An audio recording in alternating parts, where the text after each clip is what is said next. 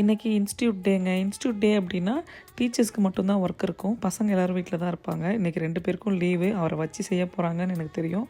But இருந்தாலும் எல்லா வேலையும் செஞ்சு வச்சுட்டு அதுக்கப்புறமா எழுந்திரிச்சி குளித்து ரெடி ஆகி என்னோடய பிளாக் காஃபி குடிக்க வந்தாச்சுங்க.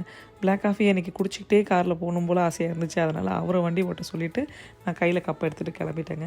ஸோ காரில் குடிச்சிக்கிட்டே ஜாலியாக போயாச்சு. ஸ்கூலில் போயிட்டு பார்த்திங்க அப்படின்னா எல்லா மீட்டிங் எல்லாமே முடிச்சுட்டு அதுக்கப்புறம் லஞ்ச் இன்றைக்கி வெளில சாப்பிட்லாம் அப்படின்னு சொல்லியிருந்தாங்க. ஸோ கொரியன் ஃபுட்டு ட்ரை பண்ணலான்னு சொல்லிட்டு கொரியன் ரெஸ்டாரண்ட் ஒன்று வந்தாச்சுங்க. இது வரைக்கும் இந்த ரெஸ்டாரண்ட்டுக்கு நான் வந்ததில்லை.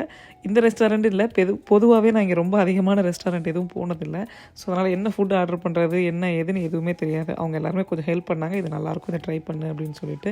பட் எப்போவுமே நம்ம சேஃப் சாய்ஸ் போயிடுறது நல்லது அப்படின்னு சொல்லிட்டு சிக்கன் ஃப்ரைட் ரைஸ் நான் போயிட்டேன். அவங்க ஆர்டர் பண்ணதெல்லாம் கொஞ்சம் கொஞ்சம் டேஸ்ட்டு கொடுத்தாங்க. நல்லா இருந்துச்சு அப்படின்னா நெக்ஸ்ட் டைம் ட்ரை பண்ணி பாரு அப்படின்னு சொல்லிட்டு. பட் எல்லாமே ஓரளவுக்கு ஓகேவாக இருந்துச்சு. நல்லா சாப்பிட்டு முடிச்சுட்டு அதுக்கப்புறம் திரும்பி இந்த மீட்டிங்கெல்லாம் அட்டன் பண்ணிட்டு வீட்டுக்கு வந்தாச்சுங்க.